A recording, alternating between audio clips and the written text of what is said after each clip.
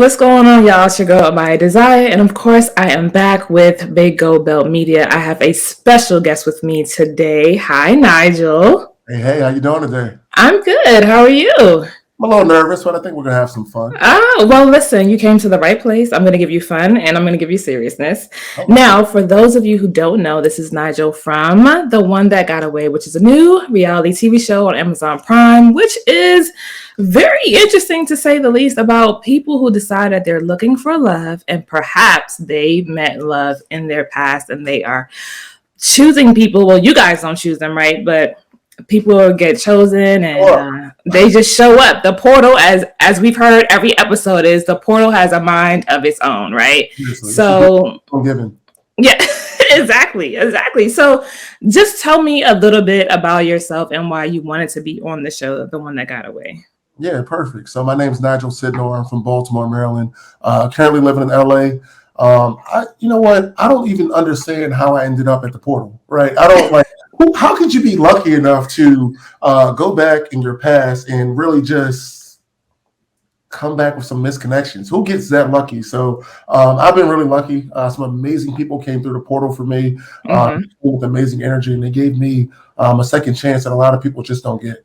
Absolutely, I agree. So tell me, are you a little bit of a celebrity now? Do people recognize you when you're walking around? You know what? So it's less of people recognizing me, but I get a lot of DMs. Oh. Yeah, it's a lot of DMs, and it gets really interesting. It's really Oh, okay. Well, this is 2022. DMs are popping, of yeah, course. for So, sure. not surprising. All right. So the cast, it was four of you. Do you keep in contact with anybody? Is there anybody that you made like a genuine friendship with that was there?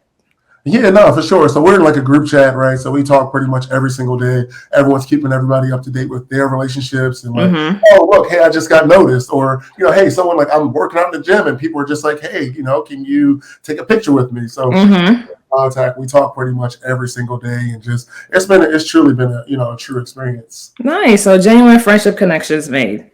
Totally. Love it. Okay, so here's a hard question. Now, this is what the people want to know. All right, so I'm just the messenger. Okay, now we've had a few women come through the portal, Nigel, who were friends or exes of your friends or women that your friends have dated. Mhm. How did that make you feel, and has it impacted any of those friendships? I mean, first off, you got to really just casting had they had a particular character that they wanted to portray. Let's just say that. Mm-hmm. Okay. I've had a lot of success outside of my friends' friends. Let's just say that. So Okay. I thought that was very interesting. But I would say that if it was one thing that I wanted to, or that I was most curious about, was who would come through the portal, right? Mm-hmm. Who would come through the portal for me.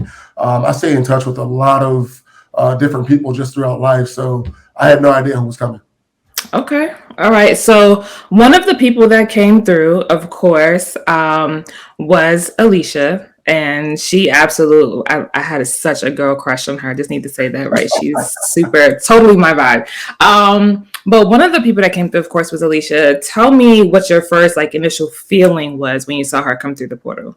Yeah, it was so shocking, right? Like I said, I mean that was the one thing that I had no clue who would come. Mm-hmm. So when I saw Alicia, and when I really think about the last time I saw Alicia, it was just really like the Hey Arnold thing, right? Like she was always Helga Pataki, and I was always Arnold, right? So Okay. she would always give me the hardest time, like no matter what, just hey, what are you doing, or get out my way, So it was just that was Mm-hmm. always just like the energy that her and I exchanged. So to be able to see her and see her just really genuinely excited to see Mm-hmm. what type of connection we could have missed out on. It was a pleasure to have. Okay. All right. So Twitter went wild, right? I'm trying to figure out if I want to go down the rabbit hole, if I want to We can play pause that for a game. I'm down second. for it. We can play Listen, that all day. Twitter, I took screenshots. Okay, Twitter was really going in.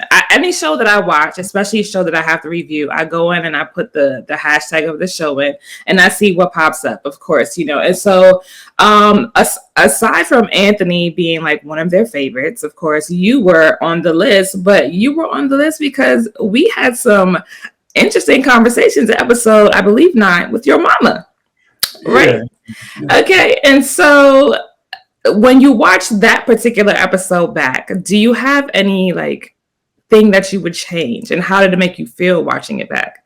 I mean, my mom's a star. My mom's a star. You know, I had the privilege of being able to just learn from her, you know, ability to be so outgoing and just to be so genuine, right? I think that in that scene, what you saw more than anything is that you saw a mom that loves her son, right? And she really just wanted to make sure that, hey, sometimes, you know, I move too fast. I've dated multiple people in the past, right? Where maybe there was a few questions that I forgot to ask, and my mom wanted to protect her son. I took it, right? And I think that I just think she's a star. I think she's a star. And I think that if there's one moment that a lot of people are going to remember from the show, it's going to be that moment. And I think yes, because it's clear, it's like the number one trending hit for you at the moment, right? So people, of course, you made that comment early on in the season where you talked about being a mama's boy. Would you consider yourself, how deep into the mama's boy would you consider yourself? Deep, I wouldn't say really deep, right? But I think that at the end of the day, the way that I was raised, which is really funny because again, she was in her element, right? But the way that I was actually raised was my mom and my dad, right? Because I don't want to discredit him. My dad is fantastic as well. But my mom and dad, they both give me the liberty to be able to go out and make the best decision that I feel like I could make. But at the same time, we would talk about different situations and see how we would evaluate those situations at a different point, right? And that's the way that I was able to learn. That's the way that I was raised. That's the way that I was brought up. Okay, so everybody on Twitter, right, including me, we want to know: do you feel like your mom was too hard on Alicia? And people were asking in the Twitter comments, and specifically, of course, us, you know, Black women, why didn't you protect her? Did she not look uncomfortable to you? And you know, like, what was your feeling looking at her while your mom interrogated her, basically? Yeah, I mean, it's easy to say that it was an interrogation, right? But I think that when you really like when I really take a step back and I look at the whole situation, or you know what I would have done differently. I mean, the fact of the matter is, you know, when you put pressure on people, you get to see them in different environments. I think what my mom was really doing was just seeing, you know, is she really the person that my son likes, right? And I will say, like, Alicia's a little bit different on the physical of most of the women that I've dated in the past. So I can see why my mom would ask certain questions, let's just say about tattoos. I'm not saying that I have tattoos myself. I have a sleeve. I have, you know, tattoos on my back. But I haven't really brought anyone home before that has multiple tattoos that are visible, right? So I can understand some of the different questioning. And I think that it wasn't really at Alicia, but it was really just trying to dig layers deep and understand, hey, look, usually tattoos tell a story. Tell me your story. You have 13 tattoos, young lady. Tell me your story. Tell me how we can connect the dots to understand who you are. Okay, gotcha. All right. So, is tattoos a deal breaker for you? Is it? It's not really a deal breaker for me, but Is I that don't something really, that? yeah, I don't really chase tattoos. I mean, I just believe, you know, although it's so weird because I have tattoos, but I just believe in just like, you know, purity and just that clean, beautiful skin, soft skin, you know. So it's all good. Okay. Well, all right. That's gotcha. So, so what? I remember of course, I take mental notes when I watch these shows, and so one of the things that stood out was your mom mentioning your age, essentially when you were dating Desi, right? She said that you were 28. Do you think that in saying that it was almost excusing and giving you a out for the behavior that you had at that time? So I would be curious to understand what that actual behavior was, right? So yes, my mom did say I was 28, but I'm not really sure what I did wrong. But well, she initially said that, well, Desi's issue was that you didn't communicate, right? That you were dating multiple people, but she wasn't aware of that, although the people that you were dating were aware of her. So essentially your mom was saying that, you know, well, that's just what 28-year-olds do. Obviously you've grown since then. Do you feel like age had a part to play in where your mindset was at the time, or do you just feel like, you know, you were just kind of learning essentially? Yeah, I mean, I think that part of the dating phase is that you have the opportunity to date multiple people, right? Desi and I were not in a committed relationship. So because we weren't in a committed relationship, whether I'm 28 or if I'm 35, right, you're allowed to date as many people as it takes you to figure out who's the right person for you. I think that if you really look at dating as a whole, really until you get married, and sometimes even in marriage, there's still divorce, right? But most of us has failed in dating, right? So whether it's you're dating multiple people or you're dating one person, more times than not, we're going to not end up with that person. We'll end up with someone else. So in the case of Desi, we were dating. We were trying to figure out, if this was something that was going to work. In that process, I was dating multiple people. All right. Probably shouldn't have communicated with the other person more than I communicated with Desi. That's what, I think that's holistically where Desi, was hurt, and where I feel like I hurt her. And, Right. I could have done things different or better with her. But at the same time, I was a young man I was dating. Okay, gotcha. So speaking of Desi, of course, a lot of people would say you never mix business and pleasure. Do you feel like you weighed that thought in your mind before deciding to, eventually choose Desi on this journey? I would say that in the case of mixing business and pleasure, one of my favorite things about Desi is our friendship, right? So I never even looked at Desi as just pleasure, right? I think that honestly, I just wish that Desi and I could have just been friends. That was my fault for really just mixing friends and pleasure. Okay. Desi is she's such a vital piece of the young man that I've been able to grow into, just because of the things that are so important to her in dating, or so important to her in business, or so important to her as a friend, that she's really just allowed me to develop into a young man. Okay. Now, as a woman, this is a question that I like to ask men. So, of course, when you're in a friendship, right, or you have past dealings with somebody, it's very possible that that person has stronger feelings for you than you have for them. Do you think that that weighed in your decision as far as choosing her over Alicia? No, I don't think I don't think anything in the past really caused me to choose, Alicia over Desi, or Desi over Alicia. It was just more of how comfortable I felt, right? I felt like I know Desi, right? She over communicates, right? She's really very much so a communicator, and that's somewhere that I've been weak in the past. So just being able to understand how Desi felt. When Alicia and I came in, we came in on rocky ground, right? We came in, Desi literally came in, and she's like, "I love you," right? And I'm so happy to see you. So I think that when you're really just trying to match energy and understand what's right for you, especially in a vulnerable moment, it was very easy to choose Desi. Desi's an amazing person.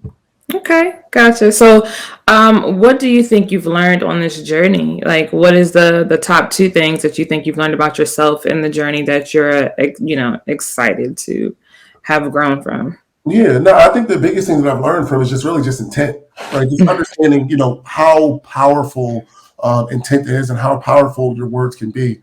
In the case of intent, I'll say that, in the case of being on the one that got away, there were no phones, there was no TV, there was no music. All you had, really, all you came with is all you had, right? And all I Right. really came with was just an open mind and open heart, right? So my intent there was just to see, who are these people that are going to come. I didn't know who was going to come. Right? Right. People that come, how are they going to make me feel? And is this the person I want to be with?